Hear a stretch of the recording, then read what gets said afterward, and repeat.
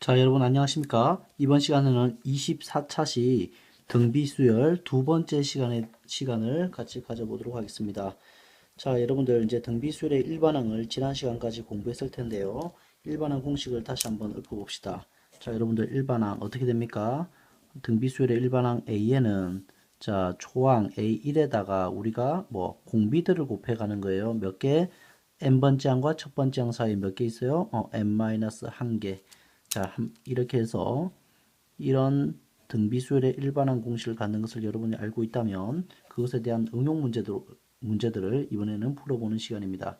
자, 여러분들 문제 예제 1번을 봅시다. 제3항이 18이라고 되어 있어요. 즉 A3은 18이고 자, 제6항이 마이너스 486이라고 했어요. A6은 그러면 마이너스 486 이렇게 생각할 수 있죠.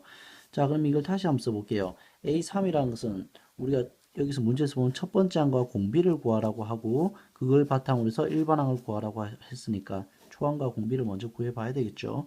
자, 이 세 번째 항과 여섯 번째 항은 등비수열이니까 초항과 공비로 표현할 수가 있죠. 세 번째 항은 어떻게 표현하면 됩니까? 초항에다가 공비를 몇 개 곱하는 거? 두 개 곱하는 거 두 번. 그게 18이란 뜻이고 A6은 뭐예요? A6은 초항에다가 공비를 역시 곱하는 건데 몇 번 곱하는 것? 그렇죠. 다섯 번 곱하는 것. 이게 마이너스 486이라고 하고 있어요.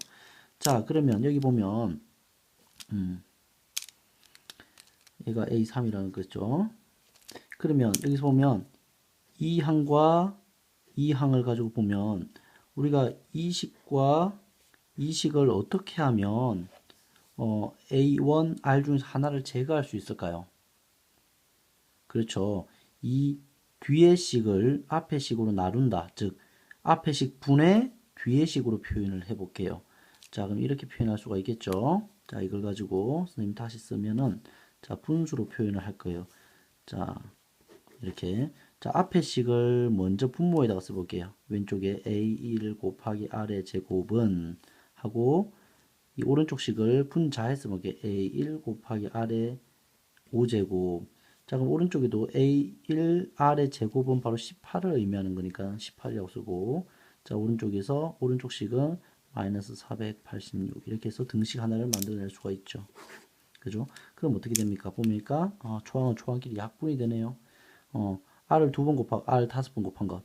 자, 어떻게 돼요? 그러면 두 번 곱한 게 날아가고 세 번 곱한 것만 남아 있겠죠. 자, 그다음 여기는 나누면 대충 얼마 나옵니까? 조금 천천히 해볼까요? 9로 나눌게요. 9, 28, 9, 45, 96, 94, 36, 94, 36, 2런이 27, 마이너스 살아있고, 그래서, 자, 즉, 따라서 R의 몇 제곱은 세제곱 남았죠? R의 세제곱만 남았죠? R의 세제곱은 얼마다? 마이너스 27이다. 자, 마이너스 27은 얼마를 세제곱하면 나오는 값이죠? 그렇죠. 마이너스 3을 3번 곱하면 마이너스 27이 나오니까 즉 R이 얼마라는 사실을 알 수 있어요? 마이너스 3이다 라는 것을 알 수 있죠. 그래서 따라서 R은 얼마다? 마이너스 3이다 구했죠. 그 다음에 초항 이제 구할 수 있죠. 우리가 뭐 하나 간단한 걸 이용해보면 A1 곱하기 R의 제곱이 28이라고 했으니까 자 A1은 두고 R은 마이너스 3을 두 번 곱하라고 했으니까 9가 되겠네요. 는 18 따라서 A1은 얼마가 됩니까? 2라는 사실을 알 수가 있네요. 그죠? 이렇게 초항과 공비를 구했어요. 자, 이제 일반항 AN을 구할 수가 있겠죠. 일반항은 초항에다가 공비의 n-1제곱이라고 했으니까 초항은 2고 공비는 마이너스 3을 몇 번? n-1제곱 한 거다. 해서 이게 일반항이 되겠습니다. 자, 이런 식으로 여러분이 구하시면 되겠죠. 자, 등비수열의 활용 부분은 선생님 봤을 때 지금 시간 관계상 요걸 다 하긴 좀 어려울 것 같아요. 그래서 이거 등비수열 활용 부분은 수업 시간에 같이 다뤄봅시다. 수업 시간에 할게요. 수업으로. 그 다음 요것도 예제 3번 같은 경우도 여러분들 이건 원리합계라는 개념이에요. 원리합계. 이게 특히 금융정보과이들 같은 경우는 특히 이게 중요해요. 공기업을 준비하려고 하는 정보처리과도 마찬가지겠네요. 원리학계 부분은 중요한 부분이니까 여러분 이번 시간에 이것도 수업 시간에 하도록 합시다. 수업 시간에 할게요. 자, 그러면 다음으로 넘어가 보겠습니다. 자, 다음 페이지로 갈게요.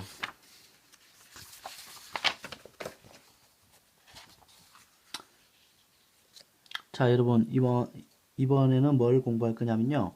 여러분들 등비 중항에 대한 성질. 우리가 등차 수열의 중요한 성질 중에 하나가 뭐라고 했죠? 그죠? 등차 중항의 성질이 있었듯이 등비 수열에도 등비 중항의 성질이 있어요. 즉, 등비 수열의 가운데 항이라고 했는데, 자, 여기 등비 수열들 이게 보이죠? 등비 수열 볼게요. 이 등비 수열의 가운데 항 3은 양쪽 두 항에 어떻게 한 식과 같을까요?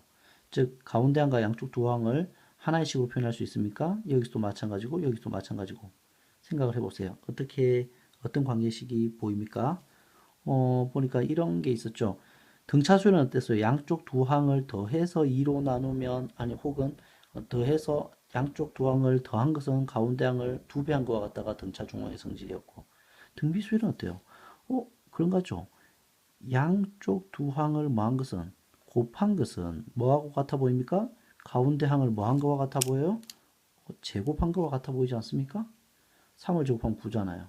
9로서 같죠? 얘도 어때요? 2, 4, 8도 양쪽 중 2 곱하기 8은 얼마야? 2, 8, 16이잖아요. 근데 16이라는 것은 4의 제곱이죠. 양쪽 두 항의 곱하기는 가운데 항을 제곱한 것과 같네. 자, 마찬가지죠. 16 곱하기 4 하면 어때요? 6, 4, 24, 64인데 이거는 뭐예요? 가운데 항 8을 제곱한 것과 같네요. 양쪽 두 항을 뭐한 것은 곱한 것은 가운데 항을 뭐한 것 같다? 제곱한 것과 같다. 이게 바로 등차 중항의 성질입니다. 양쪽 두 항을 곱한 것은 가운데 항을 제곱한 것과 같다. 이렇게 되는 거죠. 그죠? 그래서 이런 중요한 성질이 있네요. 맞습니까? 자, 그래서 정리하자면 등비중항이라고 하는 것은 자, 등비중항이라고 하는 것은 등비수열이 갖는 중요한 성질인데 세 개수가 순서대로 등비수열이 있는다고 하면 등비수열의 이 가운데 항 얘를 우리는 뭐라고 부른다? 등비중항이라고 하는데 이 등비중항이 양쪽 두 항과의 특별한 관계식을 갖는다는 거죠. 바로 뭐예요? 그렇죠. 양쪽 두 항을 뭐한 것은 곱한 것은 가운데 즉 등비중항이죠. 얘가 등비중항을 뭐한 것과 같다? 제곱한 것과 같다. 아시겠습니까, 여러분? 자, 그래서 이것을 꼭 기억을 해 두시기 바랍니다. 중요한 부분이죠. 등비중항의 성질이에요. 자, 간단한 예를 하나 들어볼게요. 자, 세수 2x8이 순서대로 등비수열을 이룬다. 등비중항 x를 구하자. 그냥 간단히 곱하면 되죠. 자, 양쪽 두 항을 뭐하자? 곱해 볼게요. 2 곱하기 8은 얼마입니까? 16이죠. 야, 가운데 항을 뭐한 것 같다? 제곱한 것 같다. 16은 x제곱. 따라서 x는 얼마입니까? 4라고 말하면은 5점 날라가, 10점 만점에 5점 날라가는 거죠. 플러스도 있고 마이너스도 있다. 특이하네요. 등차 수열의 가운데 등차 중앙은 한 개 유일하게 존재했었는데 등비 수열의 가운데 등비 중앙은 플러스 마이너스가 살아있네요. 그죠? 플러스 마이너스가 존재할 수 있어서 두 개가 존재할 수 있다는 걸 여러분들 조심해야 될 겁니다. 아시겠죠? 자, 이렇게 해서 등비 중앙의 성질까지 우리가 먼저 같이 예습을 해봤습니다. 여러분 수고하셨습니다.